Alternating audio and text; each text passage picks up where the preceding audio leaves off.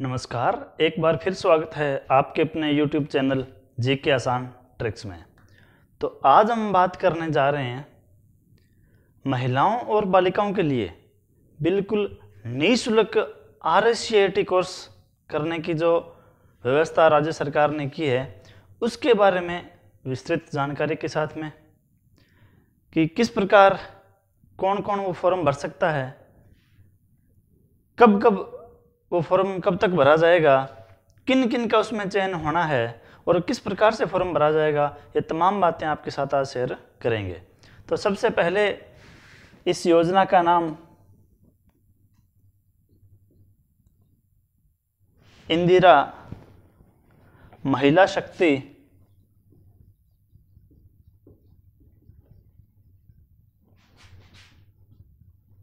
प्रशिक्षण एवं कौशल संवर्धन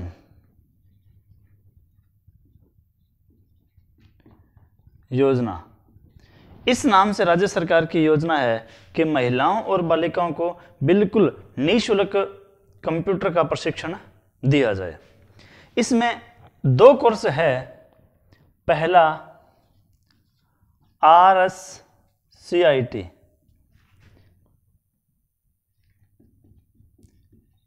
यानी बेसिक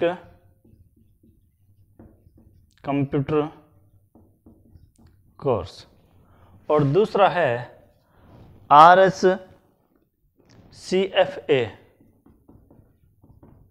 यानी वित्तीय लेखांकन प्रशिक्षण।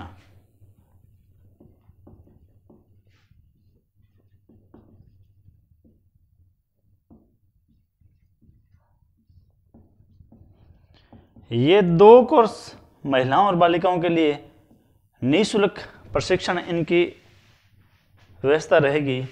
अब देखिए RSCIT में कौन अप्लाई कर सकता है और RSCFA में कौन अप्लाई कर सकता है। इसमें 10वीं पास, इसके लिए न्यूनतम योग्यता रहेगी 10वीं पास आप होने चाहिए और इसके लिए न्यूनतम योग्यता रहेगी 12 क्लास पास होने की। अब उम्र 16 वर्ष से लेकर 40 वर्ष तक दोनों में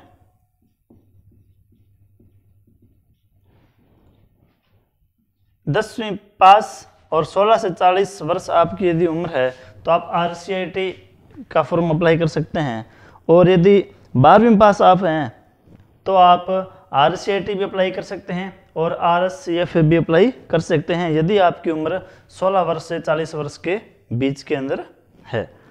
अब देखिए ये कोर्स है, दोनों में से केवल एक ही कोर्स के लिए अप्लाई आप कर सकते हैं। ये नहीं कि आप दोनों ही कोर्स एक साथ अप्लाई कर दो, RSCIT भी कर दो और RSCFA भी कर दो। दूसरा, यदि आपने पहले कभी अप्लाई आपने किया है या इसका लाभ आपने लिया है, अप्लाई नहीं लाभ यदि आपने पहले लिया है तो दोबारा आपको अवसर नहीं दिया जाएगा कि मौका भी आपको एक बार ही दिया जाएगा। तो अब देखिए इसके बाद में आवश्यक दस्तावेज, इसमें कौन कौन से आपके डॉक्यूमेंट्स लगने हैं।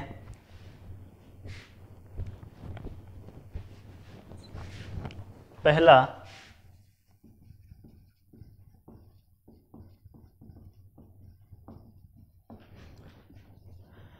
दसवीं क्लास की अंक तालिका। दूसरा, यदि आप RSCIT के लिए आवेदन कर रहे हो 10वीं की और यदि आप RSCFA की आवेदन कर रहे हो तो 12वीं क्लास की अंक तालिका। दूसरा, आयु प्रमाण पत्र, इसके लिए भी आप 10वीं क्लास की जो मार्कशीट है वो लगा सकते हो। 3 नंबर, जाति प्रमाण पत्र, जनरल कैटेगरी को छोड़ के SC ST OBC अन्य सभी अगर आप जाति वर्ग से संबंधित है तो आपका जाति प्रमाण पत्र भी अनिवार्य रहेगा। इसके बाद में 4 नंबर आपका पासपोर्ट साइज फोटो, 5 नंबर आपका आधार कार्ड, 6 नंबर आपका रहेगा हस्ताक्षर और 7 नंबर आपका मोबाइल नंबर। ये 7 चीजें। इसके अलावा 8वें, यदि आपके पास उच्चतम क्लास की अंक तालिका आपके पास है तो भी आप लगा सकते हैं। यदि आप मान लो किसी ने स्नातक किया हो, स्नातकोत्तर यानी BA MA किया हो, तो उसकी भी मार्कशीट आपको साथ में रखनी पड़ेगी। ये तमाम दस्तावेज 10वीं 12वीं की आयु प्रमाण पत्र चाहे आधार कार्ड में लगाओ और चाहे आप 10वीं की मार्कशीट के अकॉर्डिंग लगाओ। जाति प्रमाण पत्र, फोटो, आधार कार्ड, साइन, मोबाइल नंबर और यदि आपके पास MA BA किया है तो उसकी भी मार्कशीट। ये तमाम दस्तावेज आपके इसके अंदर काम में आएंगे। अब अपने जानेंगे फॉर्म 20 के बिल्कुल स्टार्ट है। जनवरी 2021 के 5 तारीख से इसके फॉर्म शुरू हो चुके हैं और अंतिम तिथि 31 जनवरी 2021 तक ये फॉर्म अप्लाई किए जाएंगे। अब देखिए फॉर्म अप्लाई कैसे होंगे और प्राथमिकता किसको मिलेगी। अब सबके अंदर एक प्रश्न हमेशा होता है कि क्या सर ये फॉर्म भरने वाले सभी को बिल्कुल फ्री करवाएंगे या इनका चयन करने का जो सिस्टम है वो किस प्रकार का होता है। तो बता दूं कि जिन्होंने फॉर्म भरा है उन सभी को ये बिल्कुल फ्री नहीं करवाते।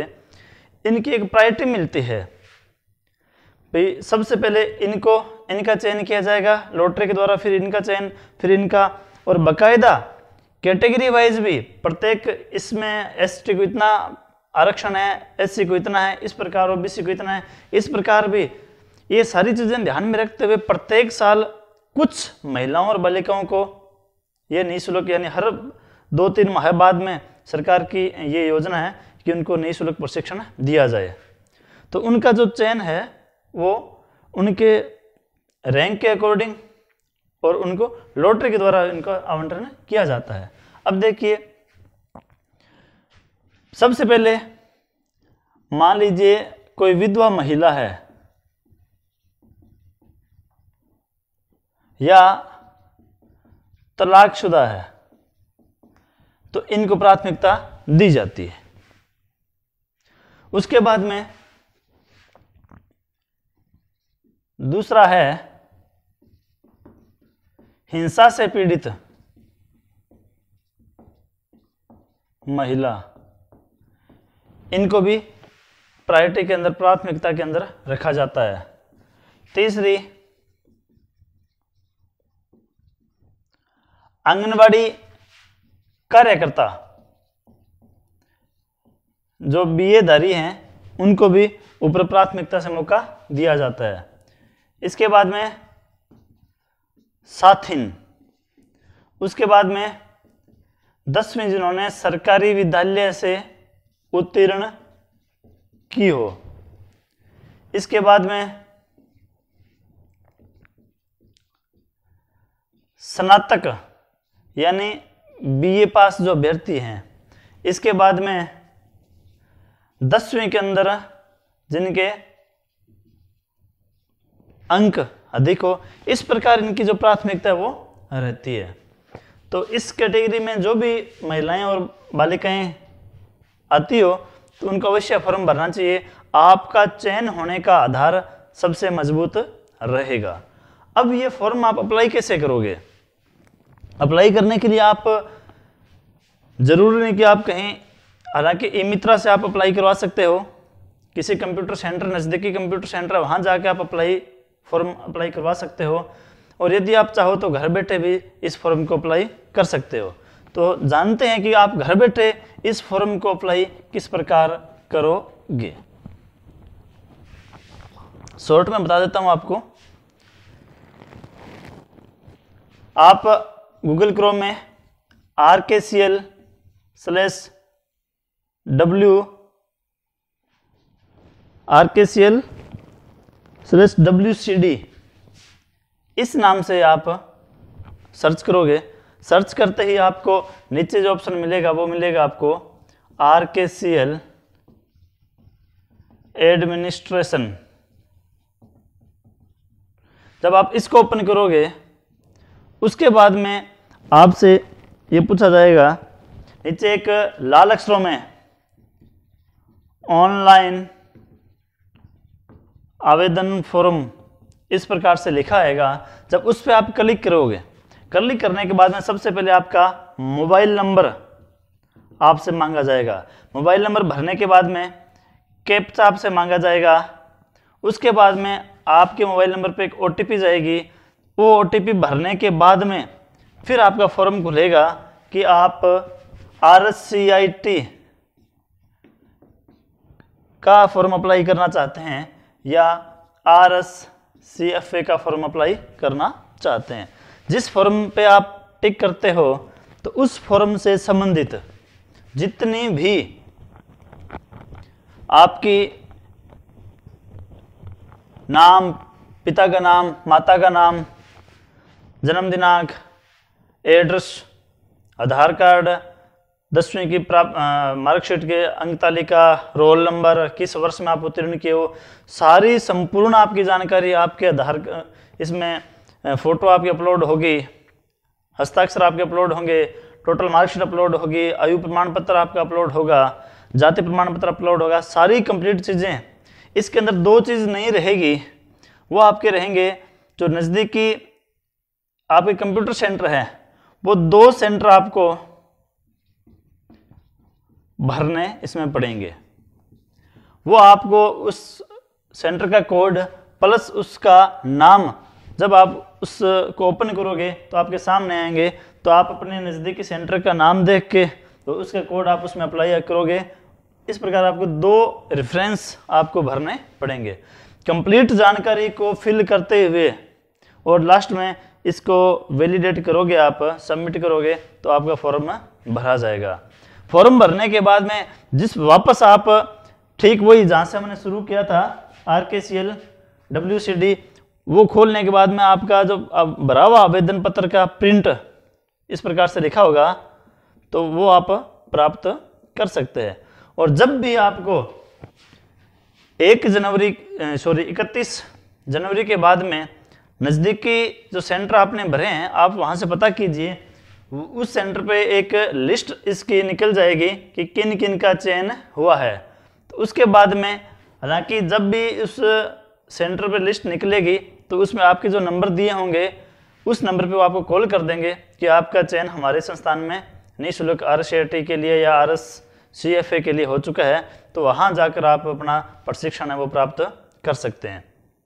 तो आशा करता हूँ कि जानकारी आपको अच्छी लगी होगी, आपके भविष्य के लिए, आपके इस प्रशिक्षण प्राप्त करने के लिए काम में आएगी। तो ऐसी जानकारी प्राप्त करने के लिए समय समय पर अपने चैनल के जो वीडियोस देखते रहें। यदि आप नए हैं तो सब्सक्राइब कीजिए और आगे से आगे शेयर ज़रूर कीजिए इस वीडियो को,